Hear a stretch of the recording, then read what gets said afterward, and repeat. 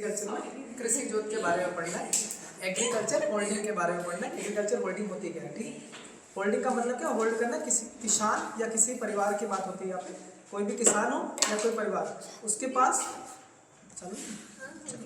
किसी भी किसान या उसके परिवार के पास जो भी जमीन का एक टुकड़ा रहता है खेती के लिए जो रहता है, उसी को क्या बोलते हैं, कृषि जोत कहते हैं, एग्रीकल्चर होल्डिंग बोलते हैं। कोई भी किसान है या कोई परिवार है जिसके पास भूमि का एक टुकड़ा होता है जो किसके लिए होता है, खेती करने के लिए, कृषि के लिए होता है। कृषि के अंतर्गत पशुपालन भी आएगा आपका या खेती करना, दोनों शामिल होता है। उसको क्या बोलते हैं, कृषि जोत कहते हैं, ठीक है।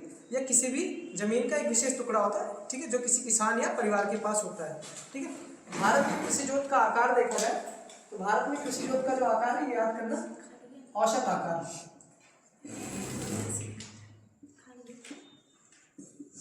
होता है 1.08 होता है। कितना होता है, 1.08 हेक्टेयर होता है।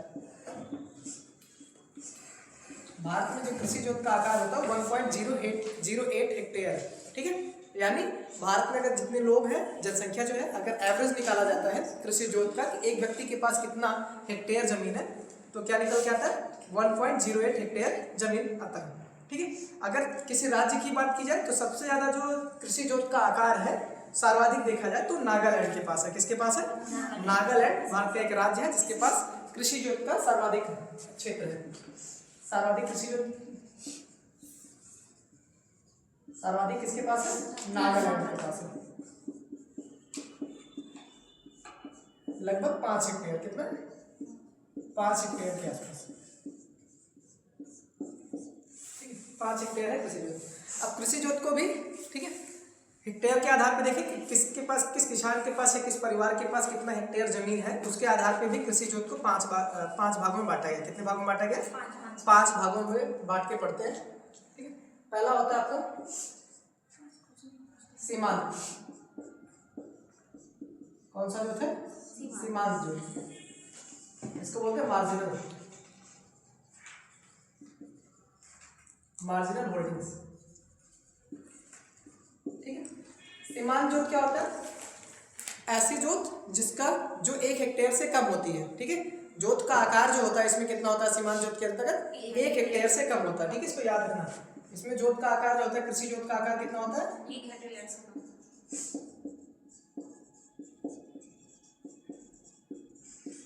आकार 1 हेक्टेयर से कम होता है,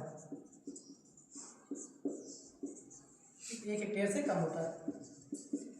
इसमें मार्जिनल जोत की अगर बात की जाए तो ये भारत का लगभग 64.5% के आसपास है। जो सीमांत जोत देखा जाए तो भारत में जितने किसान हैं उसमें से लगभग 64.5% किसानों के पास क्या है, सीमांत जोत है, ठीक है। ये इंपॉर्टेंट है, एग्जाम में यहाँ से क्वेश्चन बनते हैं, ठीक है। कितने हेक्टेयर से कम वाले सीमांत जोत होते हैं या कितने से कितने अधिक वाले मध्यम आते हैं या लघु जोत के अंतर्गत आते हैं, ठीक है। और दूसरा सीमांत जोत का कितना है, 64.5% लगभग आता है, ये याद रखना। ये सबसे इंपॉर्टेंट है कि 1 हेक्टेयर से कम कृषि जोत वाले को क्या बोलते हैं, सीमांत जोत। दूसरा होता है आपका लघु जोत। कौन सा जोत है, लघु जोत। लघु जोत मतलब क्या, स्मॉल होल्डिंग, ठीक है। स्मॉल होल्डिंग के अंतर्गत क्या है, इसमें जो कृषि जोत का आकार होता है वो लगभग 1 से लेकर 2 हेक्टेयर के बीच में होता है। जब कृषि जोत का आकार जो होता है 1 हेक्टेयर से लेकर 2 हेक्टेयर के मध्य होता है तो उसको बोलते हैं कौन सा जोत, लघु जोत या स्मॉल जोत बोलते हैं, ठीक है। क्रम याद रखना इनका, ठीक है, याद करना आसान होगा। 1 हेक्टेयर से 2 हेक्टेयर के मध्य, 1 हेक्टेयर से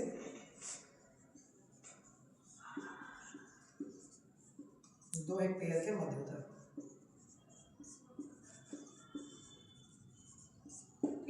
अगर सीमांत जोत और लघु जोत को आपस में मिला दिया जाए तो भारत में जो टोटल कृषि जोत है उसका देखा जाए तो लगभग 85% जो कृषि जोत होता है लघु और सीमांत दोनों का होता है, ठीक है। मतलब भारत की 85% जनसंख्या जो होती है, लगभग 85 to 86% जो परिवार है या कृषि जोत है वो इन दोनों के अंतर्गत आता है। कितना परसेंट आता है, 85% इन दोनों के अंतर्गत आता है, ठीक है। ये याद रखना, दोनों का अगर देखा जाए तो कितना परसेंट है, ओवरऑल 85.5 समथिंग है, कितना परसेंट होता है ये दोनों का, सीमांत जोत और लघु जोत, ठीक है। तीसरे नंबर पे आपका आता है अर्ध मध्यम जोत। कौन सा जोत होता है? मध्यम जोत,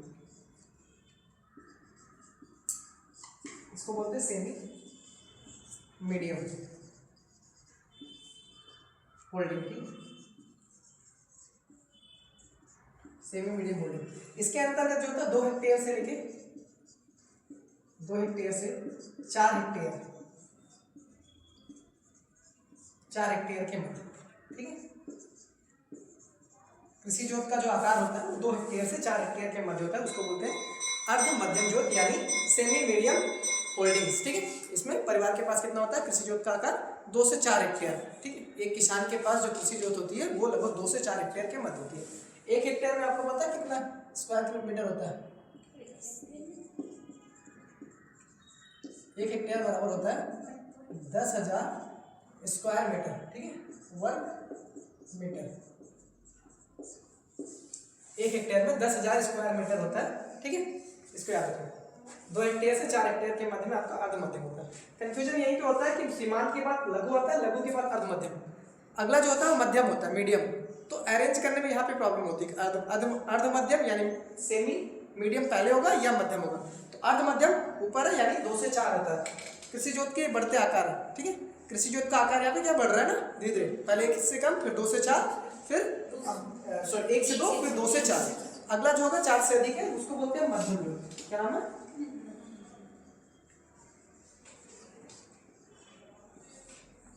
मध्यम जोत यानी मीडियम, मीडियम होल्डिंग। इसके अंतर्गत 4 से 10 हेक्टेयर, ठीक है, 10 हेक्टेयर के मध्य, ठीक है। 4 से लेके 10 हेक्टेयर के मध्य में मध्यम जोत आता है। किसान के पास जो जोत का आकार होता है वो 4 से लेके 10 हेक्टेयर के मध्य में है, उसको बोलते हैं मध्यम जोत। क्रम याद रखना, अर्ध मध्यम के बाद मध्यम आता है, मतलब सेमी मीडियम के बाद ही मीडियम है। यही प्रॉब्लम होती है अरेंज करने में। ऊपर आसान होता है, ठीक है, पहले मार्जिनल है, स्मॉल है, फिर सेमी मीडियम है, फिर मीडियम है, ठीक है। लास्ट होता है लार्ज, ये तो आसान है, पहचानना लार्ज है, ठीक है, बड़ा जोत यानी इसको बोलते हैं लार्ज, लार्ज होल्डिंग।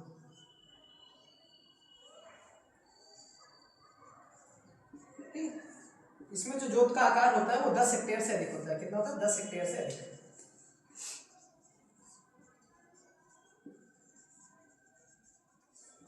अगर कृषि जोत का आकार जो है 10 हेक्टेयर से अधिक है तो उसको क्या बोलते हैं? बड़े जोत के अंतर्गत रखा गया, ठीक है। अब जोत का आकार कितना बड़ा है कितना छोटा है, ठीक है, उस आधार पे वहां की जनसंख्या, ठीक है, वहां पर मतलब कृषि का तरीका अलग अलग होता है। अगर जोत का आकार बड़ा होगा तो विस्तृत कृषि की जाएगी, लेकिन अगर जोत का आकार छोटा होगा तो गहन कृषि करने की संभावना ज़्यादा, मतलब गहन कृषि उस क्षेत्र में की जाती है। जिसके पास अगर खेत का आकार छोटा है तो उस जगह पे कौन सी कृषि की जाएगी? गहन कृषि होगी।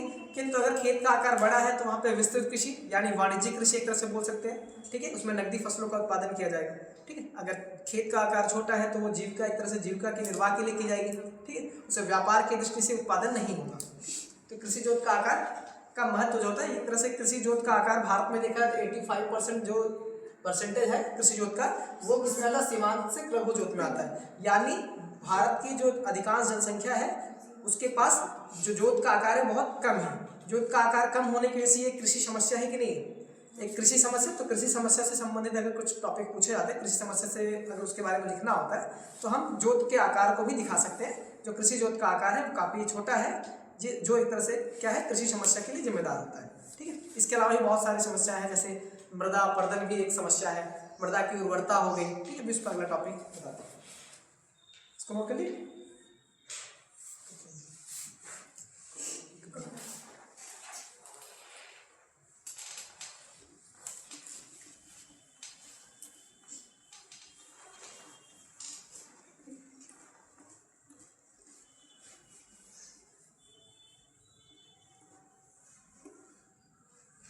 अगला एक डालो, भारतीय कृषि की प्रमुख समस्या है।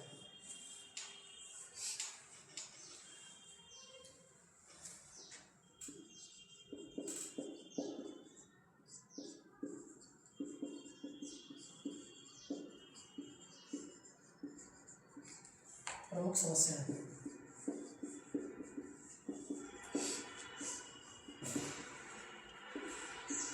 भारतीय कृषि की प्रमुख समस्या, एक तो कृषि जोत देखा है आपने, तो इसका क्या मतलब कि जैसे भारत की आबादी क्या, जनसंख्या ज़्यादा है, अधिक आबादी भी एक तरह से कृषि समस्या के लिए जिम्मेदार है। अधिक आबादी होगी तो गहन कृषि करना पड़ेगा, जोत का आकार उससे क्या होगा, छोटा होगा।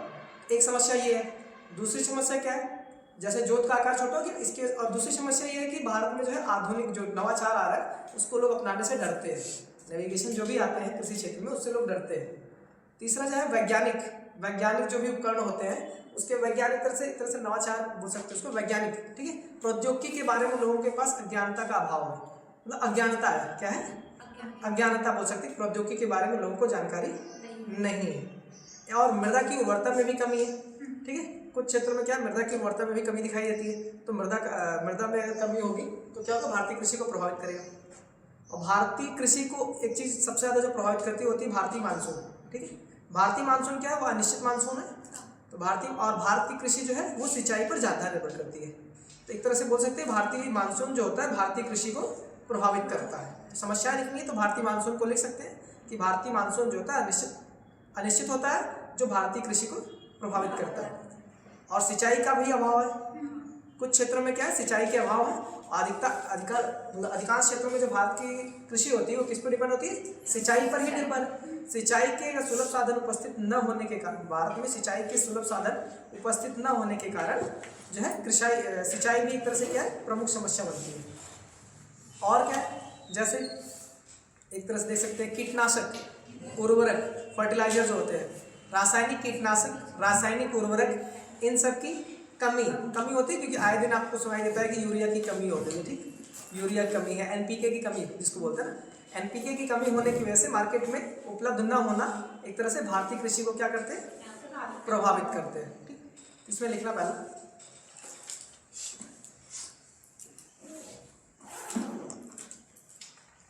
बड़ी जनसंख्या का अत्यधिक दबाव, बढ़ती जनसंख्या का अत्यधिक दबाव।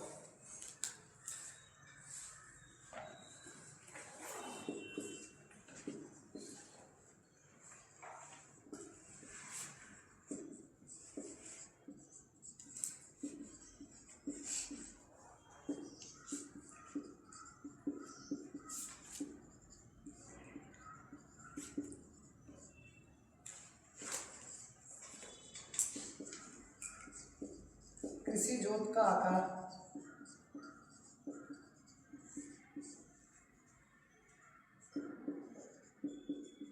छोटा होगा। और इसमें आप लिख सकते हैं कि 85% जो होता है सीमांत और लघु जोत के अंतर्गत आता है, ठीक है।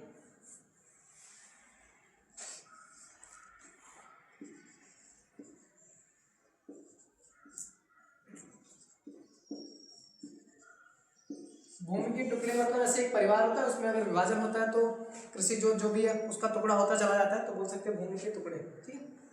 भूमि के छोटे और खंडित क्षेत्र, टुकड़े यानी खंडित क्षेत्र बोलो।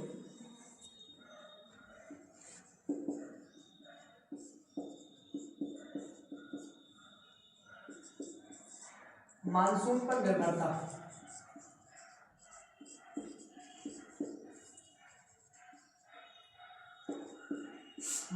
भारतीय मानसून भी अनिश्चित है। भारतीय मानसून क्या है, अनिश्चित है, जिसकी वजह से ये भारतीय कृषि को प्रभावित करता है।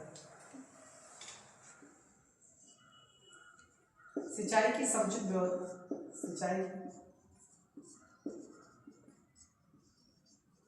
व्यवस्था न हो,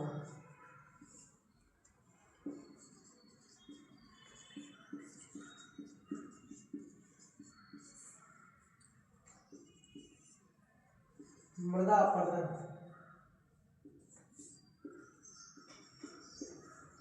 मृदा अपरदन भी प्रमुख समस्या है, जिसकी वजह से क्या होता है, मृदा का ऊपरी भाग, मतलब जो मृदा होती है वह एक स्थान से दूसरे स्थान पर चली जाती है, जिसकी वजह से उर्वरता में क्या होती है, कमी आती है। और एक कारण और इसमें मृदा उर्वरता,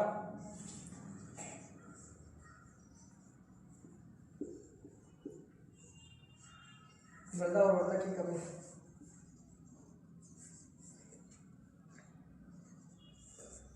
रासायनिक उर्वरक,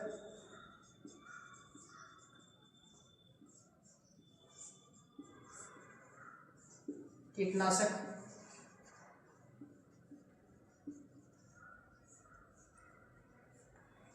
इत्यादि की कमी।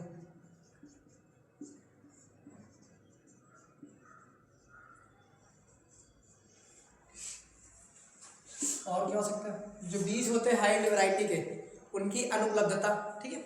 उच्च पैदावार किस्मों का अभाव,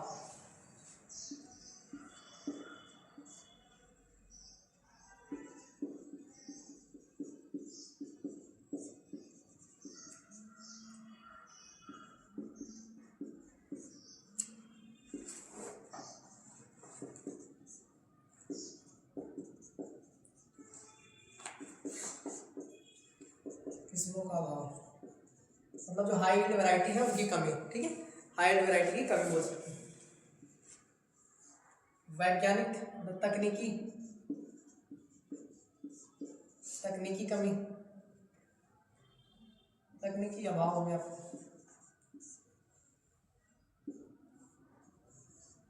रूढ़िवादिता,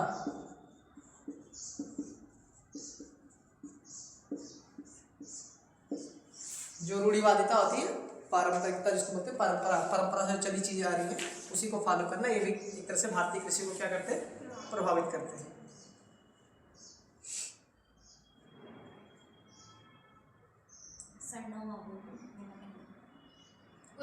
उच्च पैदावार वाली बीजों के किस्मों का अभाव, ठीक है, ये सभी प्रमुख कारण है जो भारतीय कृषि को क्या करते हैं, प्रभावित करते हैं, ठीक है, इनको याद रखना।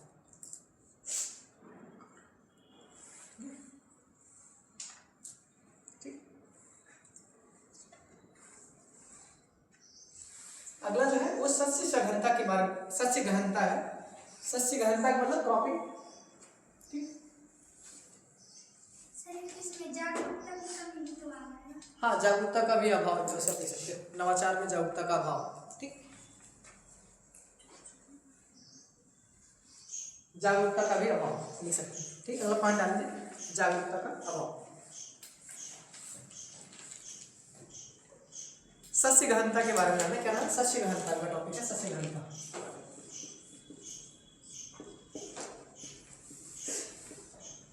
क्रॉपिंग इंटेंसिटी,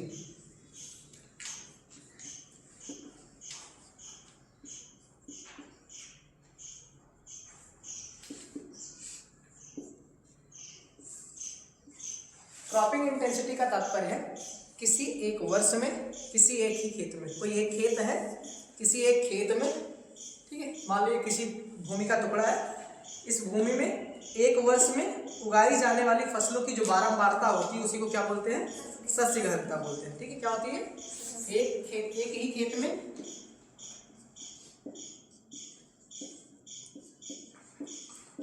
एक कृषि वर्ष में, एक कृषि वर्ष में उगाई जाने वाली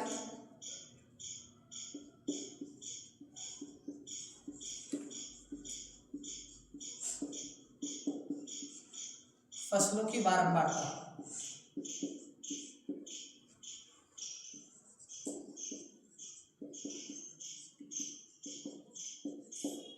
फसलों की बारंबारता को सस्य गहनता कहते हैं।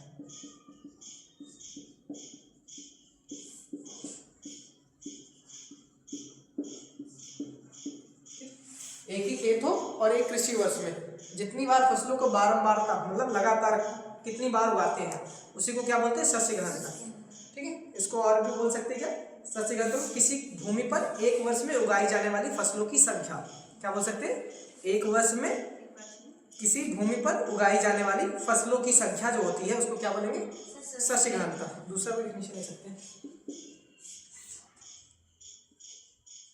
आप, वैसे लिखो फसलों की संख्या मतलब एक कृषि वर्ष में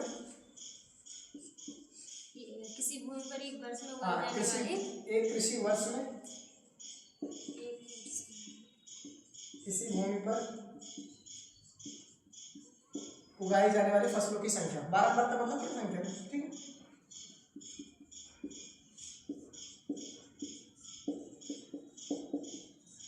फसलों की संख्या, ये क्या है, एक तरह से फसलों की संख्या को दिखाता है,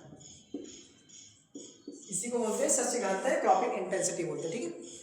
क्रॉपिंग इंटेंसिटी का फॉर्मूला भी होता है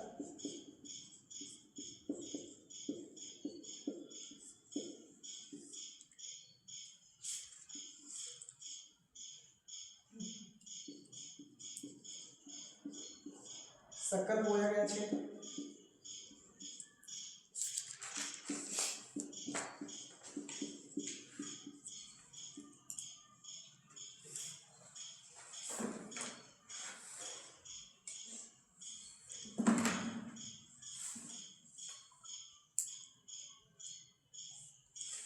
सकल बोया गया क्षेत्र तथा शुद्ध बटे क्या होता है शुद्ध बोया गया क्षेत्र।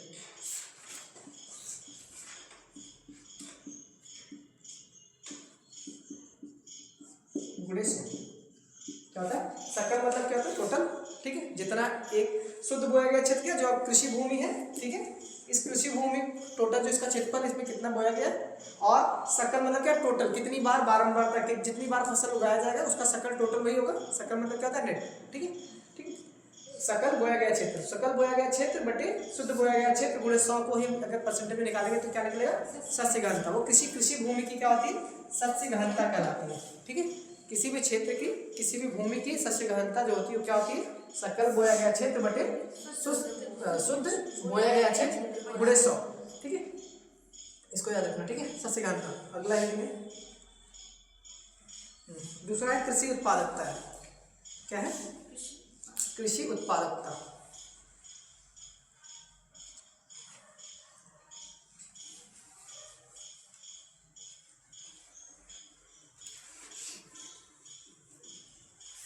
ऐसे होते हैं कृषि दक्षता और कृषि उत्पादकता दो है। कृषि उत्पादकता agriculture productivity,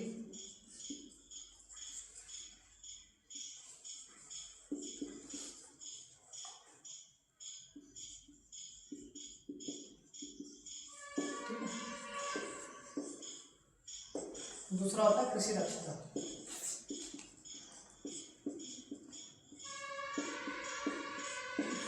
agriculture efficiency,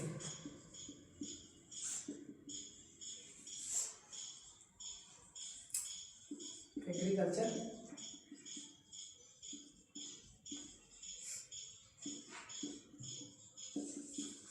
efficiency, ठीक है। कृषि उत्पादकता और कृषि दक्षता दोनों एक ही चीज है, बस बेसिक डिफरेंस इतना ही है कि कृषि उत्पादकता जो होती है किसी भी भूमि की किसी भी लैंड की क्या करता है वो संभावना को दिखाता है, संभाव्यता को दिखाता है, पॉसिबिलिटी होती है, ठीक है। जबकि कृषि दक्षता जो होती है वास्तविकता को दिखाता है, मतलब ये वर्तमान समय में जो उत्पादन हो रहा है उसको दिखाता है। दोनों में अंतर क्या है, ये पॉसिबिलिटी को दिखाता है, संभाव्यता को दिखाता है, जबकि ये वर्तमान स्थिति को दिखाता है कि किसी भूमि में प्रति हेक्टेयर उत्पादन कितना हो रहा है, ठीक है। प्रति हेक्टेयर उत्पादन को ही दोनों दिखाते हैं। किसी भी कृषि भूमि में प्रति हेक्टेयर उत्पादन को क्या बोलते हैं कृषि उत्पादकता बोलते हैं। कृषि उत्पादकता क्या है प्रति हेक्टेयर उत्पादन,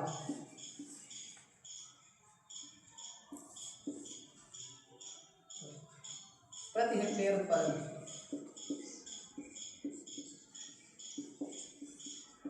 ठीक है, प्रति हेक्टेयर उत्पादन होता है। जबकि कृषि उत्पादकता क्या एक तरह से संभावना दिखाती है, किसी भी भूमि कृषि भूमि की क्या होती है संभावना को दिखाती है,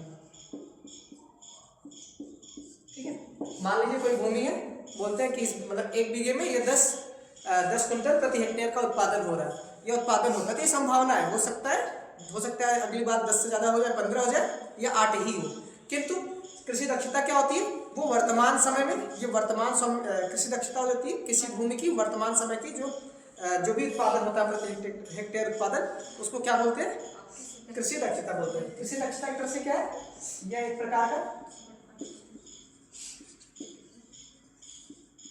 का कृषि उत्पादन है या कृषि उत्पादकता है, क्या है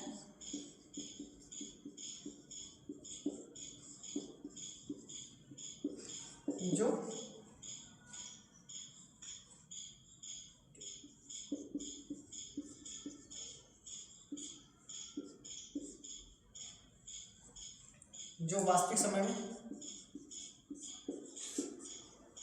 उत्पादन को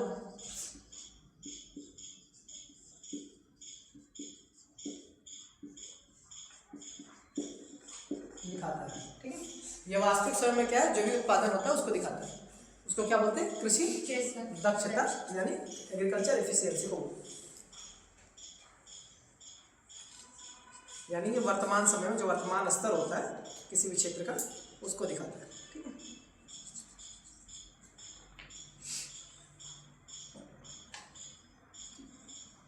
अब भारत में कुछ कृषि क्रांतियां हुई हैं, ठीक है, बहुत सारी जैसे हरित क्रांति है श्वेत क्रांति है, इनके विषय में कल पढ़ेंगे, ठीक है नेक्स्ट वाले में। बट अभी कुछ ऊपर से बता दे रहे हैं कौन कौन से कृषि क्रांतियां हुई।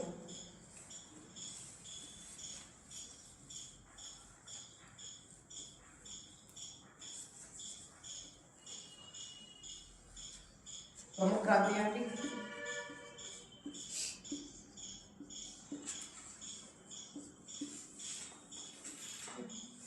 जैसे है लाल क्रांति, कई सारे, ठीक है। पीली क्रांति, हरित क्रांति,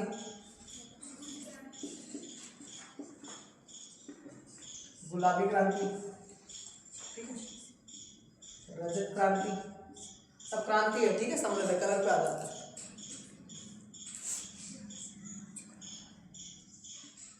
और कौन सा? सुनहरा मतलब गोल्डन क्रांति, एक है गोल्डन फाइबर है,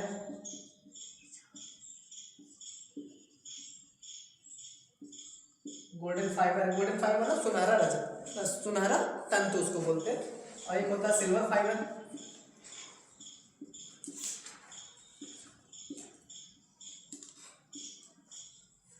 बादामी क्रांति, सब क्रांति लास्ट में जोड़ना, ठीक। और काली क्रांति,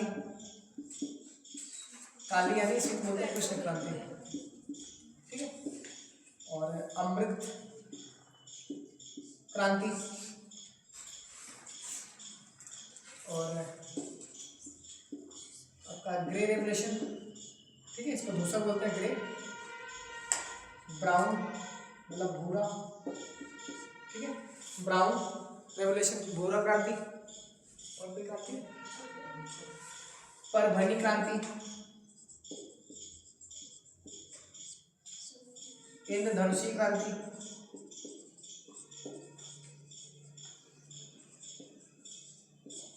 ठीक है, इंद्रधनुषी क्रांति। पर इतना लिखना लाल क्रांति। लाल क्रांति का संबंध किससे? टमाटर और मांस के उत्पादन से। किसके उत्पादन से? टमाटर और मांस के उत्पादन से, ठीक है। टमाटर और मांस का उत्पादन जो होता है वो लाल क्रांति के अंतर्गत आता है। जबकि पीली क्रांति में क्या होता है? तिलहन का उत्पादन होता है, ठीक है, ऑयल सीड्स का। ऑयल सीड का उत्पादन जो होता है वो पीली क्रांति से संबंधित है। हरित क्रांति का संबंध किससे? खाद्यान्न, ठीक है, ठीक है, खाद्यान्न। और खाद्यान्न में कौन सा? मुख्यतः गेहूं और चावल। मुख्यतः देखा जाए तो गेहूं और चावल, मुख्यतः गेहूं, उसके बाद चावल के उत्पादन से। गुलाबी क्रांति का संबंध किससे? प्याज है, झींगा मछली, पता है, झींगा मछली के उत्पादन, और औषधि में कौन सा? फार्मास्यूटिकल्स।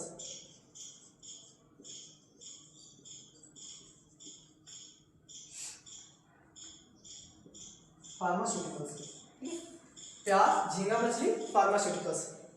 रजत क्रांति का संबंध किससे? अंडे के उत्पादन से है, यानी कुक्कुट पालन, ठीक है, और कुक्कुट पालन से, ठीक है। हरित क्रांति जो आपका, उसके फादर कौन है भारत में? एम एस स्वामीनाथन है, जबकि विश्व में नॉर्मन बोरलॉग है, ठीक, याद है। और ग्रीन रेवोल्यूशन जो वर्ड दिया गया है, एक विलियम गॉड करके एक व्यक्ति थे, उन्होंने दिया था, ठीक। इसको अभी आगे बताएंगे दोबारा, ठीक। सुनहरा होता है गोल्डन, ठीक। इसके अंतर्गत क्या आता है? इसके अंतर्गत होता है शहद का उत्पादन होता है सुनहरा क्रांति के अंतर्गत, ठीक। शहद का उत्पादन होता है सुनहरा क्रांति के अंतर्गत। गोल्डन फाइबर और सिल्वर फाइबर, ये दोनों इंपॉर्टेंट है, यहाँ पे कंफ्यूजन होता है, ठीक है। सिल्वर फाइबर का जो होता है वो कपास के उत्पादन से, किससे है? कपास के उत्पादन से। जबकि गोल्डन फाइबर का संबंध जो होता है वो जूट के उत्पादन से। किसके उत्पादन से? जूट से। और एक चीज ध्यान देना, कपास को जो है सिल्वर फाइबर रेवोल्यूशन तो बोलते हैं, किंतु कपास को हम गोल्डन, ठीक है, ये क्या होता है, इसको क्या बोलते हैं? व्हाइट गोल्ड बोलते हैं। क्या बोलते हैं?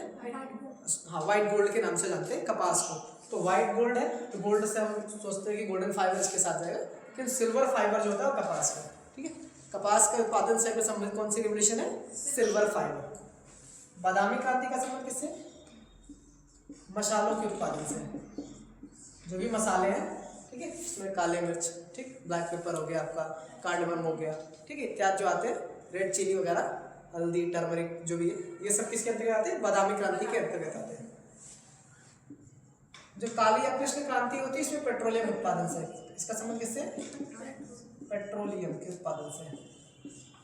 पेट्रोलियम, पेट्रोलियम की वजह से किसके? पेट्रोल का उत्पादन, पेट्रोलियम का उत्पादन कैसे होता है? एक होता है जेट्रोफा। जेट्रोफा का संबंध जो होता है किस क्रांति से है? काली या कृष्ण क्रांति से, ठीक है। जेट्रोफा याद रखना, जेट्रोफा भूलना मत, ठीक है, इंपॉर्टेंट है। अमृत क्रांति जो होते हैं वो नदी जोड़ो परियोजना जो होती है उससे संबंधित है। नदी जोड़ो परियोजना,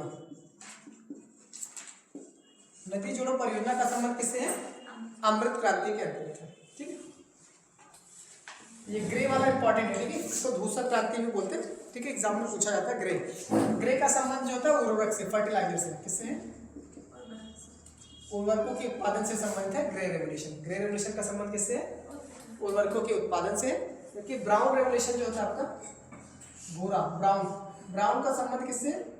आपका ये क्या बोलते हैं, कॉफी, ठीक है, और चमड़े के उत्पादन से। इससे कॉफी और चमड़े का उत्पादन जो होता है वो ब्राउन रेवोल्यूशन के अंतर्गत आता है, ठीक है। एक होता है परभनी, ये इंपॉर्टेंट है, नया होगा आपके लिए। परभनी, इसका संबंध जो होता है भिंडी के उत्पादन से। किसके उत्पादन से? भिंडी। और इंद्रधनुषी क्रांति का मतलब जितनी सभी क्रांतियां हैं सभी क्रांतियों को इसमें शामिल किया जाता है, ठीक है। ओवरऑल जितनी सभी क्रांतियां होती है सभी क्रांतियों का इसमें उत्पादन होता है, ठीक है। सभी क्रांतियों से जो भी फसलें होती है, कृषि उत्पादन होता है, उसका संबंध किससे? इंद्रधनुषी क्रांति से। इसके अलावा है एक और है सूर्योदय क्रांति है। क्या है? सूर्योदय क्रांति।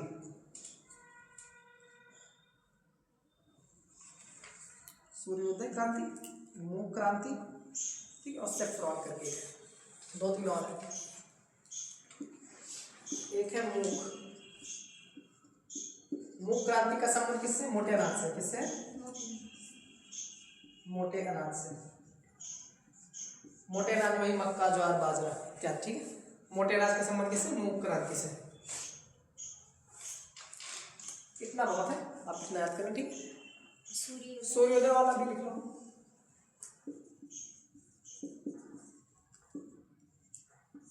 सूर्योदय क्रांति जो होता है आपको वो इलेक्ट्रॉनिक उद्योग से संबंधित है। तो कृषि से उसका संबंध नहीं है, इलेक्ट्रॉनिक उद्योग जो होता है उससे संबंधित है। किससे? इलेक्ट्रॉनिक उद्योग से। इसको देखिए, ये इंपॉर्टेंट है, यहाँ से एक बार क्वेश्चन तो जरूर आएगा एग्जाम में, ठीक।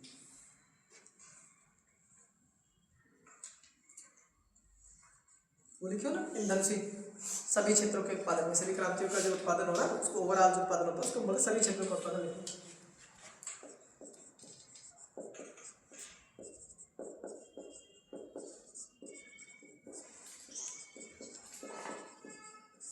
सभी क्षेत्रों का उत्पादन, ठीक। ये कुछ प्रमुख क्रांतियां जो एग्जाम में हमेशा पूछी जाती है।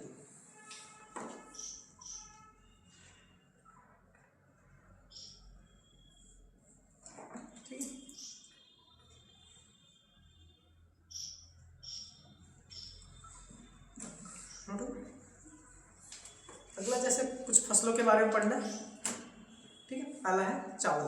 किसके बारे में पढ़ना है? चावल के बारे में।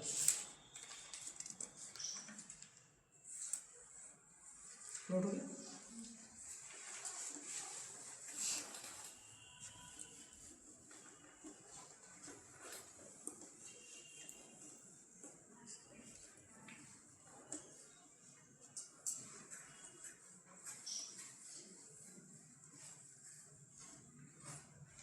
चावल, पहली फसल कौन सी? चावल।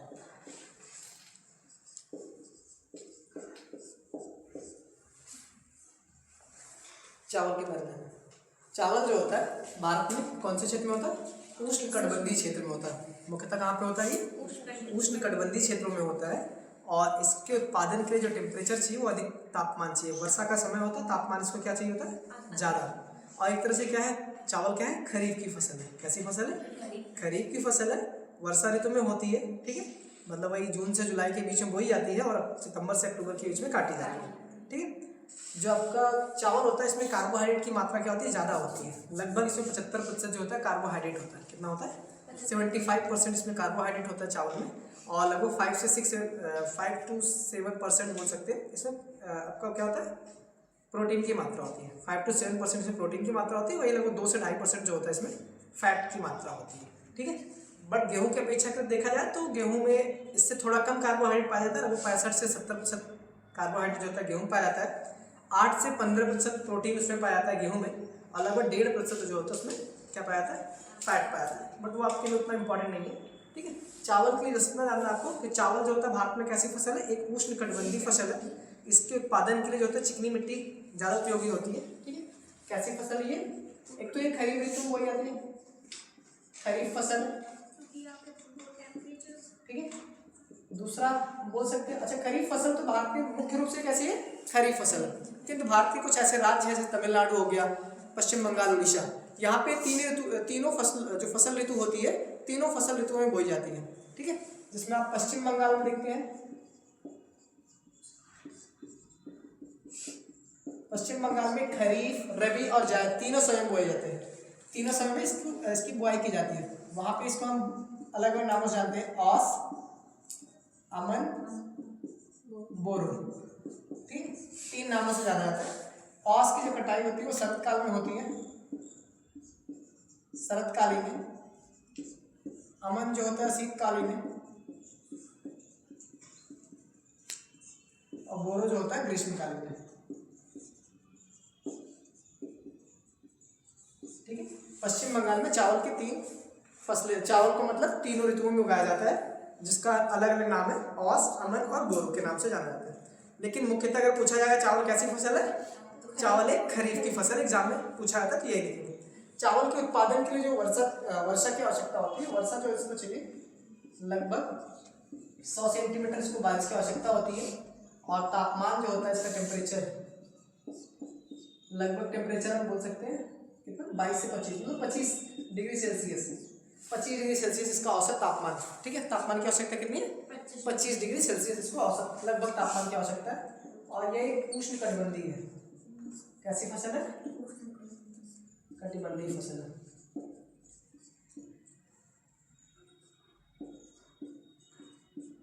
भारत के अधिकांश क्षेत्रों में इसका उत्पादन होता है। ठीक है, सबसे इंपॉर्टेंट फैक्ट इसका ये है कि भारत में जितनी भी फसलें बोई जाती हैं उनमें सबसे अधिक क्षेत्रफल पर अगर कोई फसल बोई जाती है तो कौन सी है, चावल है, ये याद रखना। ठीक है, और विश्व में सबसे अधिक चावल का उत्पादन क्षेत्रफल की दृष्टि से अगर देखा जाए तो कहाँ पे किया जाता है, भारत में ही होता है, जबकि उत्पादन की दृष्टि से कहाँ पे होता है, चाइना में। ये 2 इंपॉर्टेंट फैक्ट है जो हमेशा कंफ्यूजन में होता है। ठीक है, क्षेत्रफल के आधार पर अगर देखा जाए तो चावल सबसे ज़्यादा बोया कहाँ जाता है, भारत में, लेकिन उत्पादन कहाँ होता है चावल का, चीन में होता है। ठीक है, चावल जो है उत्पादन की दृष्टि से सबसे ज्यादा कहाँ पे होता है, चीन में, उत्पादन के आधार पे चीन में होता है, और बोया फिर जाता है भारत में। ठीक है, अगर भारत में भी अगर देखें कहाँ पे होता है, तेलंगाना में सबसे ज्यादा होता है नया डेटा के अकॉर्डिंग, उसके बाद में आपका यूपी आता है। ठीक है, फिर पश्चिम बंगाल। किंतु अगर क्षेत्रफल की दृष्टि से देखा जाए, क्षेत्रफल के आधार पे, तो सबसे ज्यादा कहाँ पे क्षेत्रफल कहाँ है, चावल का, चावल के अंतर्गत जो क्षेत्रफल है सबसे ज्यादा भारत में है, फिर चाइना में। इसको याद रखना, ये इंपॉर्टेंट। ठीक है, ये क्षेत्रफल और उत्पादन, उत्पादन तो याद रहता है लेकिन क्षेत्रफल वाला भूल जाता है। ठीक है, अच्छा तो भारत में गेहूं सबसे प्रमुख फसल है या चावल प्रमुख फसल है, अब इसमें अंतर पूछा था कि सबसे अधिक मात्रा में चावल बोया जाता है भारत में क्षेत्रफल की दृष्टि से, या गेहूं बोया जाता है। चावल जो है क्षेत्रफल की दृष्टि से, मतलब क्षेत्रफल की दृष्टि से चावल का जो क्षेत्र है भारत में वो सबसे अधिक है, ये भी याद रखना। ठीक है, क्षेत्रफल की दृष्टि से, क्षेत्र के आधार पर चावल सबसे ज्यादा है।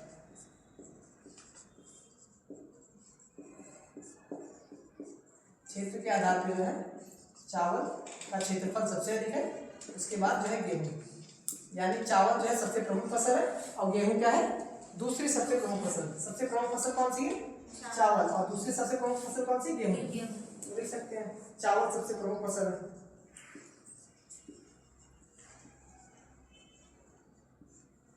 प्रमुख खाद्यान्न फसल है।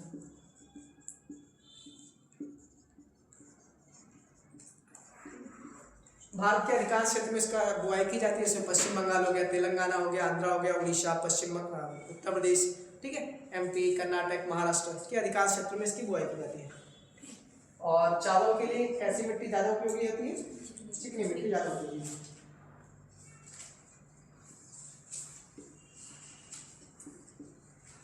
चिकनी मिट्टी जो होती है इसके लिए ज़्यादा उपयोगी होती है। ठीक है, चावल से रिलेटेड चावल में एक रोग लगता है जिसका नाम होता है खैरा रोग। कौन सा रोग होता है?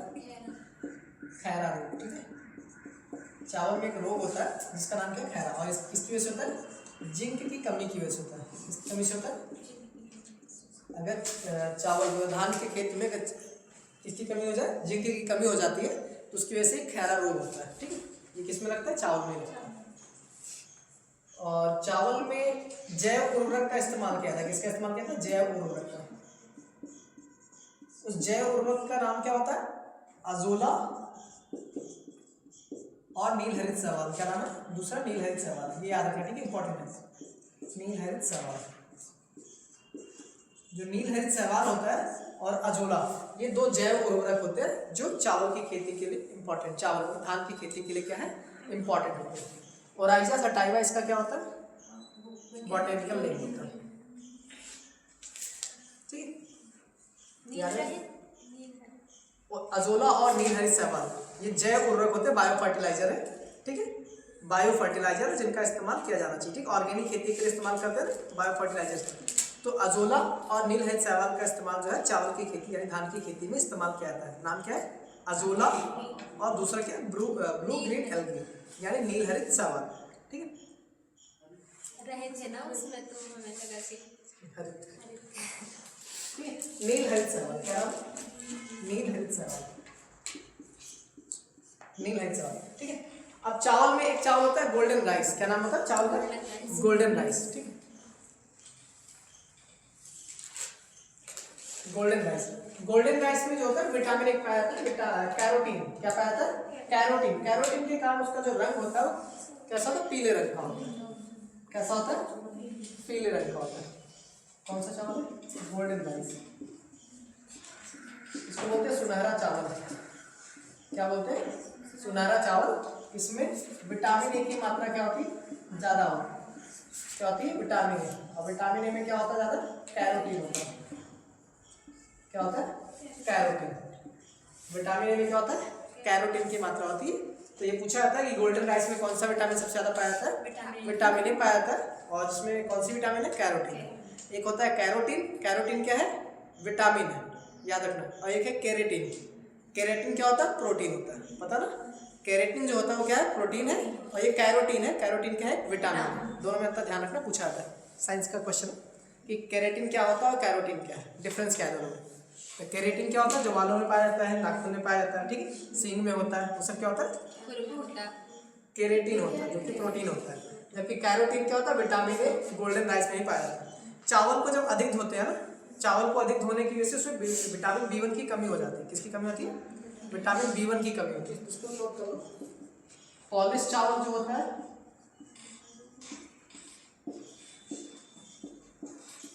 और चावल को अधिक धोने से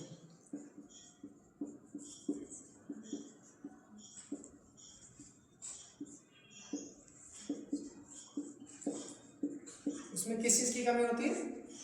विटामिन B1 की कमी हो जाती है।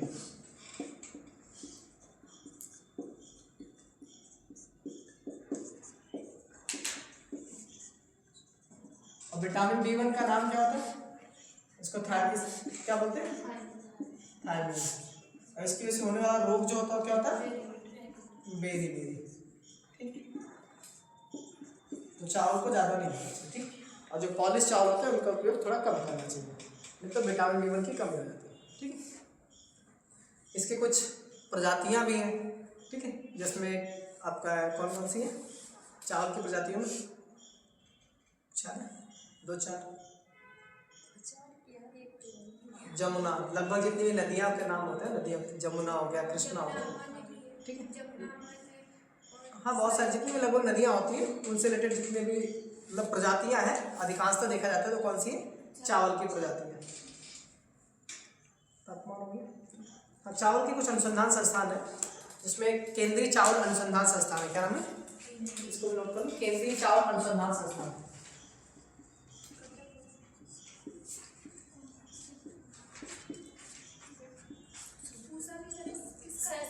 अनुसंधान संस्थान चावल की प्रजाति अनुसंधान संस्थान, केंद्रीय चावल अनुसंधान संस्थान जो आपका कटक में है, कहाँ पे है? कटक में, ठीक है। और एक है इंटरनेशनल राइस रिसर्च इंस्टीट्यूट, क्या नाम है? इंटरनेशनल राइस रिसर्च इंस्टीट्यूट, जो आपके मनीला में, कहाँ पे स्थित है? मनीला में।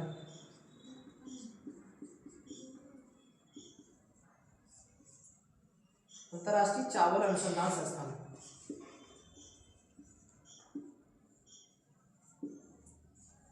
अनुसंधान संस्थान, ये आपका मनीला में, मनीला यानी फिलीपींस, ठीक। कहाँ पे स्थित है? फिलीपींस में, ठीक है। और इसी का एक है अंतर्राष्ट्रीय चावल अनुसंधान संस्थान का एक है साउथ एशिया वाला, ठीक है, उसको बोलते हैं साउथ एशिया रिसर्च इंस्टीट्यूट, ठीक है। International south Asia research institute, जो इंटरनेशनल चावल अनुसंधान संस्थान, मतलब इंटरनेशनल राइस रिसर्च इंस्टीट्यूट, ठीक है।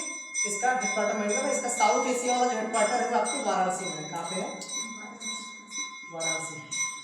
इसको बोलते हैं अंतर्राष्ट्रीय चावल अनुसंधान संस्थान का दक्षिण एशिया अनुसंधान संस्थान। दक्षिणी एशिया का अनुसंधान संस्थान का चावल का, चावल के लिए दक्षिणी एशिया, साउथ एशिया का रिसर्च इंस्टीट्यूट कहाँ पे? वाराणसी में, ठीक है। इसको याद रखना, ठीक है। ये 3 इंस्टीट्यूट है, इनको याद रखना, तीनों के तीनों कहाँ पर है, ये पूछे जाते हैं। चावल की प्रजाति है, देखो, जमुना, करुणा, जमुना, करुणा, पद्मा, जया,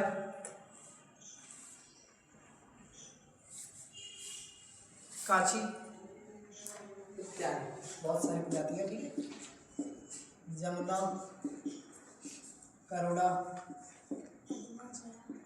काची,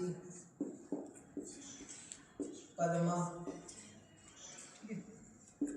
पूषा सुगंधा, पूषा माही इत्यादि, ठीक है। पूषा सुगंधा, पूषा माही इत्यादि, बहुत सारी प्रजातियां, ठीक है। बाला है, रत्ना है, कावेरी है, हंसा है, कई सारी प्रजातियां, बट थोड़ा मतलब लिख लो जो आप एग्जाम में पूछे जा सकते हैं। अगला है गेहूं, क्या पढ़ना है? गेहूं, गेहूं के बारे में।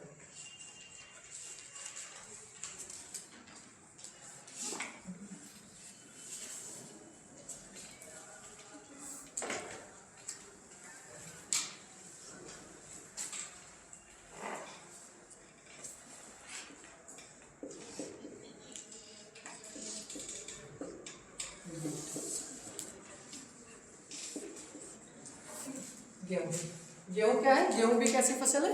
एक कैसी फसल है? रबी की फसल है। कैसी फसल है?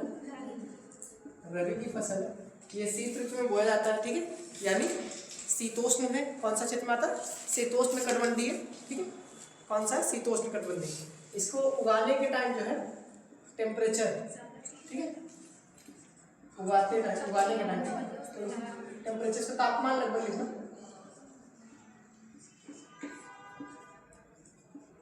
बुआई के समय 10 से 15 डिग्री सेल्सियस, कटाई के समय लगभग 20 से 22 डिग्री सेल्सियस की आवश्यकता होती है, ठीक। वर्षा की आवश्यकता देखेंगे इसकी तो लगभग 70 सेंटीमीटर के आसपास इसको बारिश की आवश्यकता होती है, लगभग 70 सेंटीमीटर, ठीक है। 50 से 70 कर सकते हैं, 50 से 70 इसी के बीच में 50 से 70 सेंटीमीटर गेहूं को वर्षा की आवश्यकता होती है।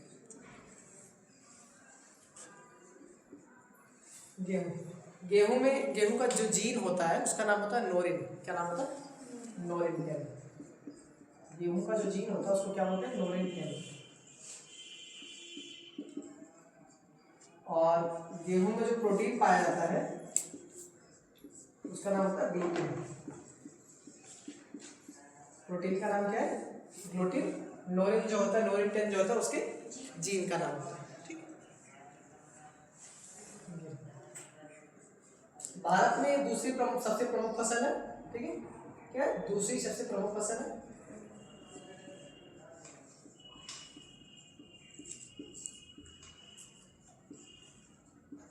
प्रमुख खाद्यान्न फसल है। ये दूसरी सबसे प्रमुख खाद्यान्न फसल, ठीक है। यानी चावल के बाद सबसे ज्यादा क्षेत्र पे बोई जाने वाली फसल कौन सी है? गेहूं होती है।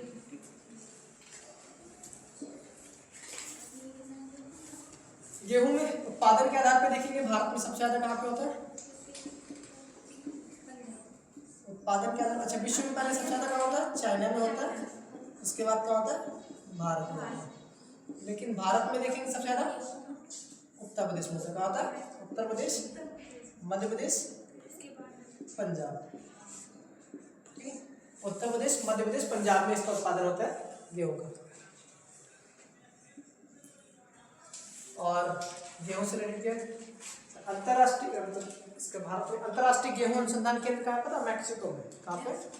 मैक्सिको में। अंतरराष्ट्रीय गेहूं अनुसंधान केंद्र जो है वो मैक्सिको में स्थित है। इसको लिखिए।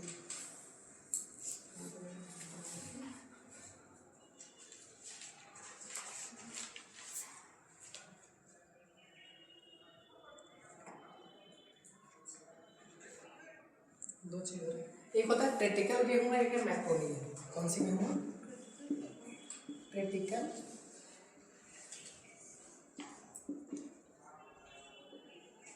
गेहूं, दूसरा है मैक्रोनी।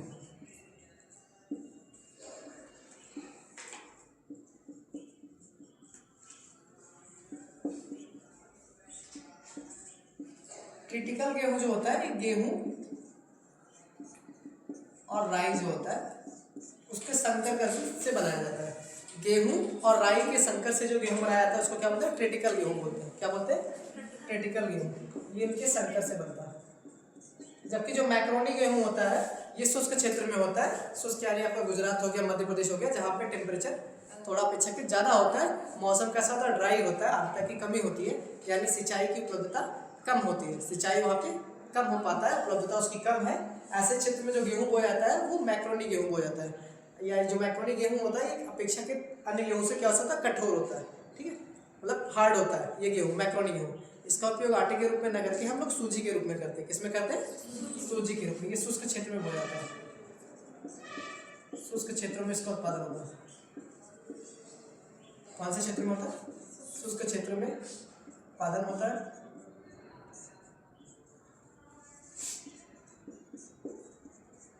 जैसे आपका गुजरात हो जाता है, इसका उपयोग कैसे करते हैं? किस रूप में करते हैं? सूजी के उत्पादन में करते हैं। इसमें कुछ प्रजातियां भी आप कल्याण है, सोना है, सोनालिका, कल्याण, सोना, सोनालिका, कुंदन,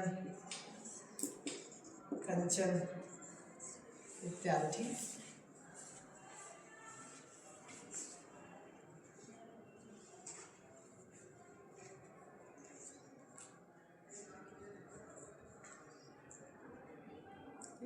और कुछ इसमें रोग भी लगते हैं, गेहूं में लगने वाले रोग।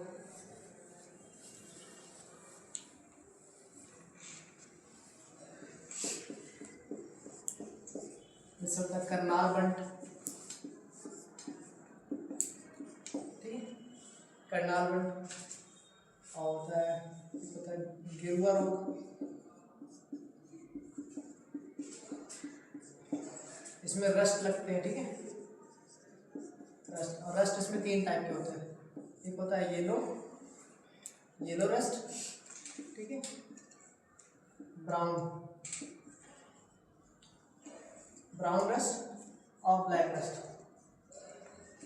इसमें 3 रस्ट लगते हैं, ठीक है। रस्ट क्या है? डिजीज है जो कि 3 अलग अलग डिजीज रस्ट लगते हैं, येलो रस्ट, ब्राउन रस्ट और ब्लैक, 3 अलग रस्ट, ठीक है। एक सेहू रोग करके भी है, सेहू, ठीक है। कौन सा रोग है? सेहू भी है, ये भी लिखना पूछा जा सकता है। तो सेहू से गेहूं करके याद करना, ठीक। सेहू रोग का नाम क्या है? सेहू। ट्रेटिकल गेहूं में गेहूं और राई का संकर होता है, जबकि मैक्रोनी गेहूं जो होता है ये शुष्क क्षेत्रों में इसका उत्पादन होता है। कहाँ पे होता है? शुष्क क्षेत्रों में उत्पादन होता है, जहाँ पे सिंचाई की उपलब्धता बहुत कम होती है, जो गेहूं होता है वो कैसा होता है, हार्ड होता है, कठोर होता है। गेहूं कैसा होता है, कठोर होता है, जिसके लिए उसका उत्पादन जो कि सूजी के उत्पादन में प्रयोग किया जाता है।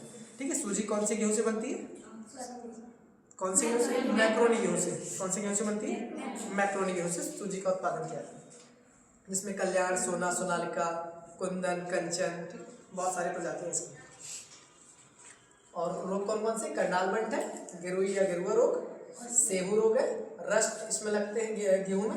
रस्ट 3 टाइप के होते हैं, येलो रस्ट, ब्राउन रस्ट और ब्लैक रस्ट। किसमें लगता है, गेहूं में लगता है। ठीक है, गेहूं में 3 तरह के रोग होते हैं। अगले लिखना बाजरा, क्या नाम है, बाजरा। पर्ल मिलेट बोलते हैं इसको, क्या बोलते हैं, पर्ल मिलेट।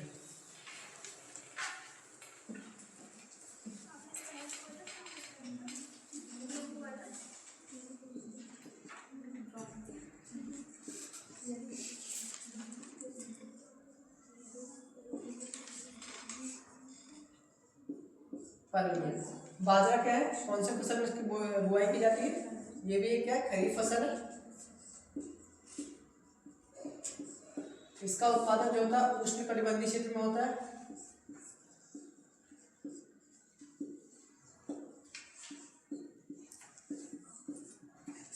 और उष्णकटिबंधीय क्षेत्र में जो इसका उत्पादन होता है, टेम्परेचर भी इसको अधिक चाहिए, 25 से लगभग 30 डिग्री सेल्सियस का तापमान। और इसका जो वर्षा होती है वो लगभग 40 से 50 सेंटीमीटर की वर्षा, 40 से 50 सेंटीमीटर की वर्षा की आवश्यकता होती है। इसका उत्पादन कहाँ कहाँ होता है, उत्तर प्रदेश हो गया, बाजरा, उत्तर प्रदेश हो गया, राजस्थान हो गया, मध्य प्रदेश हो गया, कर्नाटक हो गया आपका, आंध्र प्रदेश हो गया, तेलंगाना इत्यादि क्षेत्रों में इसका उत्पादन किया जाता है। ठीक है, इसमें कुछ रोग लगते हैं, जैसे एक होता है अर्गट रोग। क्या नाम है, अर्गट, इसी को बोलते हैं हरित बाली रोग। क्या बोलते हैं, हरित बाली रोग।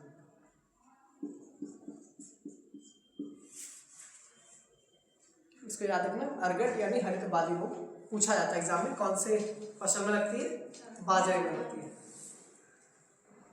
महाराष्ट्र, गुजरात, हरियाणा, राजस्थान, उत्तर प्रदेश आदि राज्य जो होते हैं बाजरे के उत्पादन के लिए जाने जाते हैं।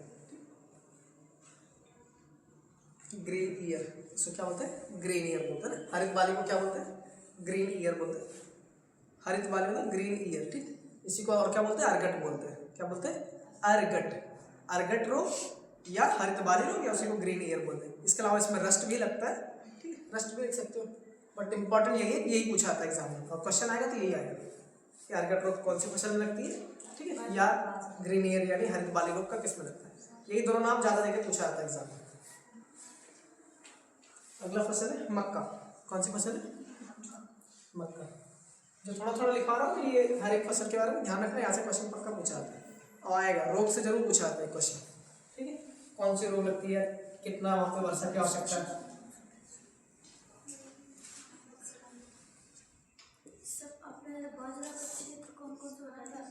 इसमें आपका राजस्थान है, हरियाणा है, उत्तर प्रदेश है, महाराष्ट्र इत्यादि। ठीक है, राजस्थान, हरियाणा, महाराष्ट्र, उत्तर प्रदेश इत्यादि। मक्का यानी मेज।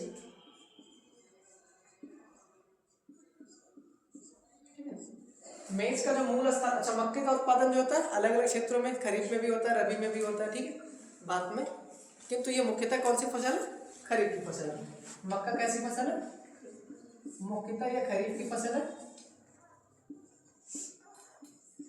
ठीक है, इसको जो तापमान की आवश्यकता होती है, मतलब उष्णकटिबंधीय क्षेत्र में होता है। कौन से कटिबंधीय क्षेत्र में होता है, उष्णकटिबंधीय क्षेत्र में होता है। और टेम्परेचर की तापमान की आवश्यकता है वो लगभग 21 से 27 डिग्री सेल्सियस। कितना होता है, 27 डिग्री सेल्सियस। और लगभग इसको 50 सेंटीमीटर की वर्षा, 40 से 50 सेंटीमीटर में कितना चाहिए, वर्षा चाहिए। 40 से 50 सेंटीमीटर की इसको वर्षा की आवश्यकता होती है मक्के की।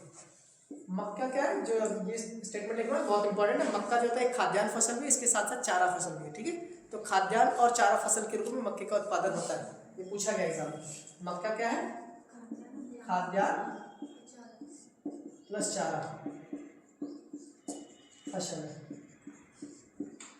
मक्का क्या है? खाद्यान्न और चारा फसल है, अर्थात इसका खाद्यान्न के रूप में भी इस्तेमाल किया जाता है और चारे के रूप में भी इस्तेमाल किया जाता है मक्का। ठीक। और मक्के का जो मूल स्थान है वो कहाँ पे पता है? अमेरिका। अमेरिका जो है मक्के का मूल स्थान है। मक्के का मूल स्थान कहाँ पे? अमेरिका। इसको याद रखना, मक्के का मूल स्थान अमेरिका है। और पुर्तगालियों ने भारत में लाया था। भारत में मक्के को किसने लाया था? पुर्तगालियों ने लाया था। और इसका जो क्षेत्र है भारत में, कर्नाटक हो गया, महाराष्ट्र हो गया, बिहार है, उत्तर प्रदेश इत्यादि क्षेत्रों में इसका उत्पादन है। इसको नोट कर लो, कर्नाटक, बिहार, महाराष्ट्र, कर्नाटक, बिहार, महाराष्ट्र, उत्तर प्रदेश इत्यादि।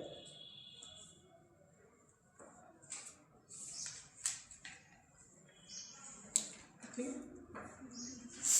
इसको लाया किसने था? पुर्तगालियों ने था। और उत्पादन मूल स्थान कहाँ पे है? अमेरिका में। अगला देखना जौ। क्या है? जौ।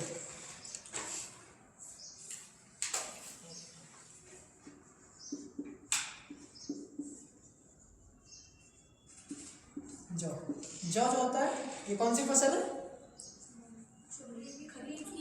ये रबी की फसल है। कौन सी फसल है?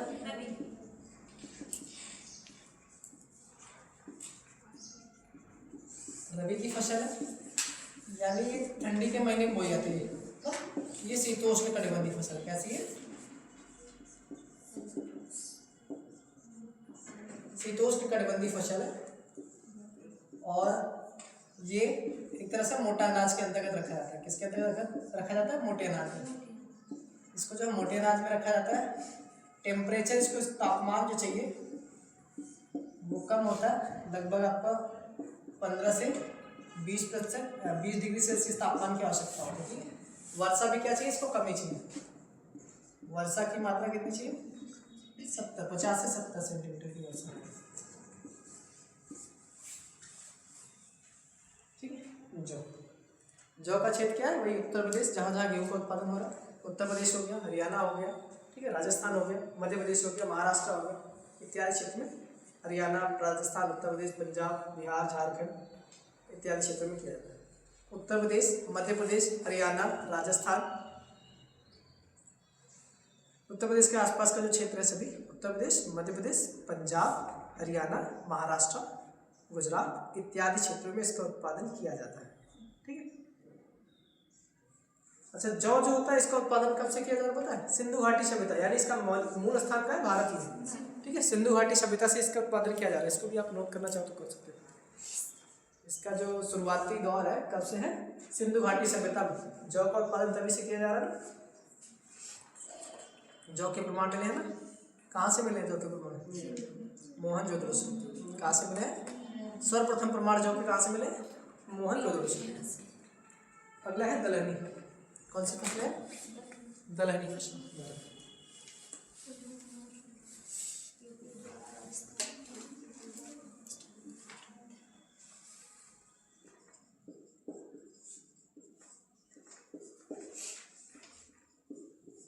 पल्सेस की बात हो रही है। दलहनी फसलें जैसे बहुत सारी दलहनी फसलें हैं। ठीक है। उसमें कौन कौन सी है? खरीफ की अलग से बताना आपको,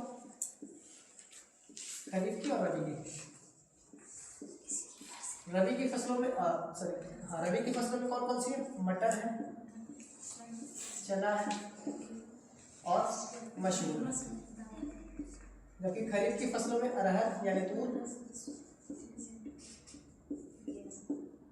उड़द,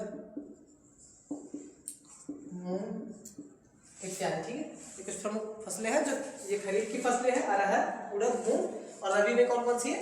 मटर, चना, मशरूम। ठीक है। ये दलहनी फसलें जो होती है कैसी होती है? एक उष्ण और उपोष्ण कटिबंधीय क्षेत्र में यानी शीतोष्ण कटिबंधीय क्षेत्र में इसका उत्पादन किया जाता है। उष्ण और शीतोष्ण दोनों समय में है ना, ठंडी में भी हो रही है और गर्मी के महीने में होती है। किंतु जो आपको ये दाल होता है इसका उत्पादन जहाँ पे ह्यूमिडिटी कम होती है, आर्द्रता की मात्रा क्या होती है, शुष्क क्षेत्र होता है, वहीं पे किया जाता है। दाल का उत्पादन कहाँ पे किया जाता है? शुष्क क्षेत्रों में किया जाता है।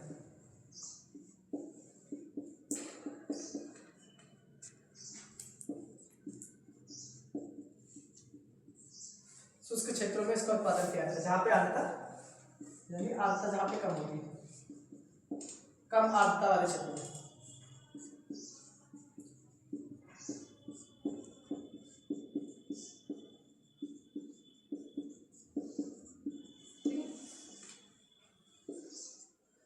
और भारत में अगर दलहनी फसलों में देखा है तो सबसे ज़्यादा दलहनी फसलों का उत्पादन जो होता है, अगर सभी दलहनी फसलों में देखा है तो सबसे ज़्यादा चने का होता है। किसका उत्पादन सबसे ज़्यादा होता है?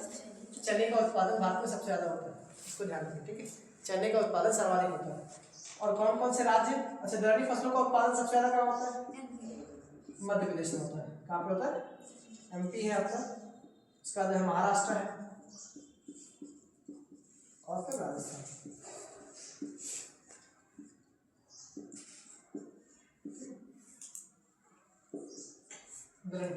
और दलहनी फसलों के उत्पादन की दृष्टि से अगर देखा जाए भारत का, तो भारत जो है पूरे विश्व में पहला स्थान, उत्पादन की दृष्टि से भी है, ठीक है, और उपभोग की दृष्टि से भी है, और आयात करने की दृष्टि से भी है, तीनों से, ठीक है।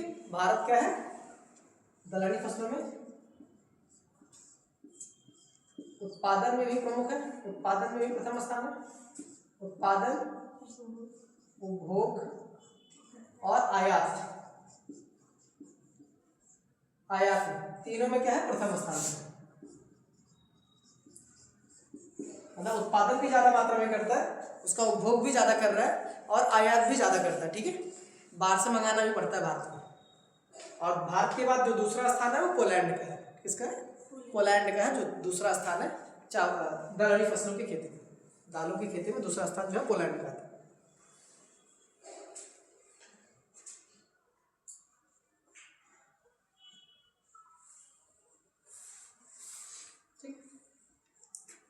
दलहनी फसलों के बारे में एक चीज और है कि नाइट्रोजन का स्थिरीकरण करते हैं। क्या करते हैं? नाइट्रोजन फिक्सेशन करते हैं।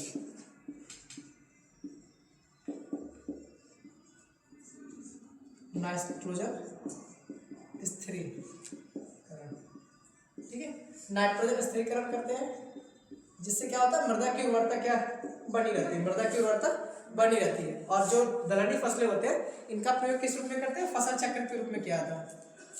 इनका प्रयोग जो है फसल चक्र के रूप में किया जाता है, फसल चक्र में इस्तेमाल होता है, ठीक है, इस्तेमाल होता है। जो जितने भी दलहनी फसलें होती हैं उनके जड़ों में एक राइजोबियम नामक बैक्टीरिया पाया जाता है। कौन सा बैक्टीरिया?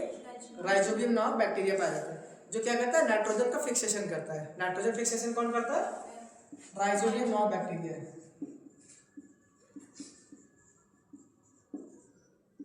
राइजोबियम नामक बैक्टीरिया,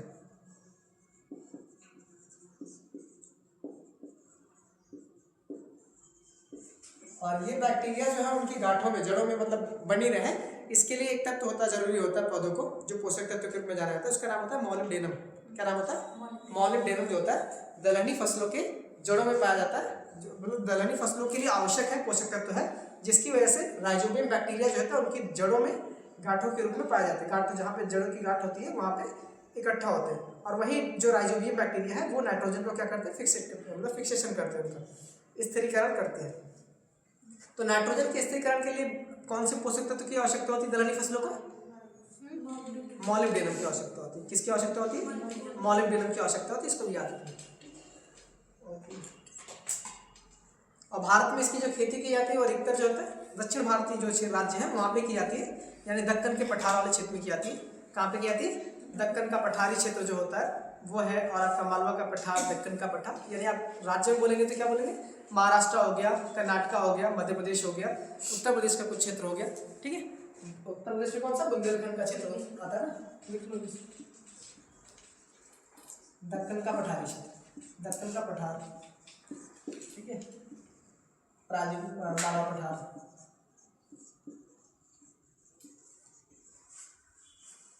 मालवा पठार, यूपी, MP, महाराष्ट्र, कर्नाटक इत्यादि, ठीक है, जहाँ पे दलहनी फसलों की खेती की जाती है।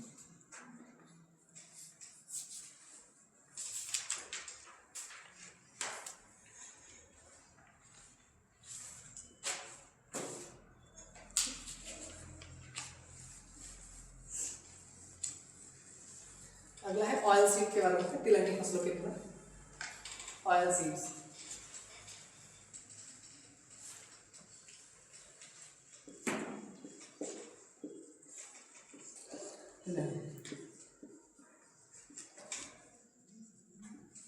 ऑयल सीड्स, ऑयल सीड्स जो है कई हैं, जैसे खरीफ, कुछ खरीफ में बोई जाती है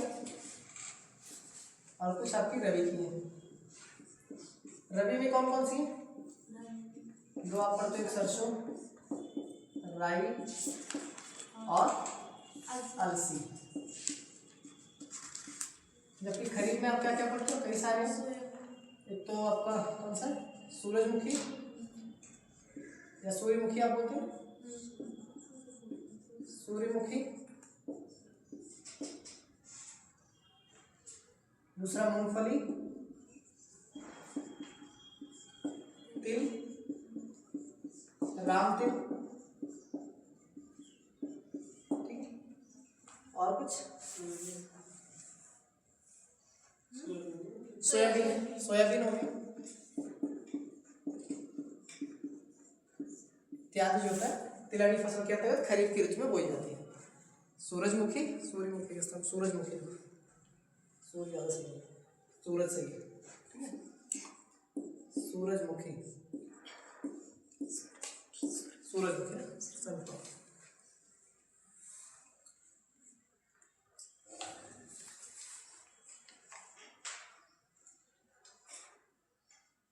नारियल, नारियल भी लिख लेना, ठीक है। नारियल, खरीफ में किधर? खरीफ, नारियल।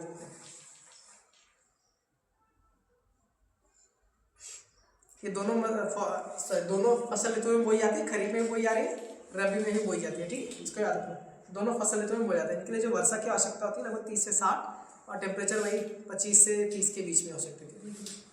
टेम्परेचर कितना है? तापमान रहता है 25 से 30 डिग्री सेल्सियस और वर्षा जो है कितनी है? 30 से 60। 30 से 60 सेंटीमीटर की आवश्यकता है।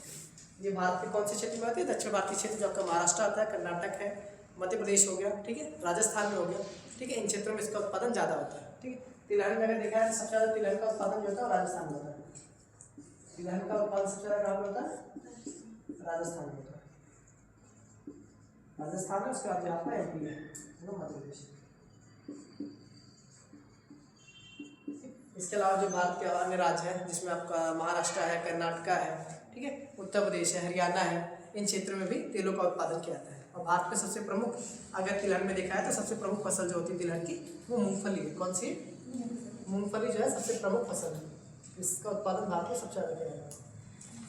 मूंगफली सबसे प्रमुख फसल है। कौन सी फसल? मूंगफली। मूंगफली से जाता है तेल बनाया था ना।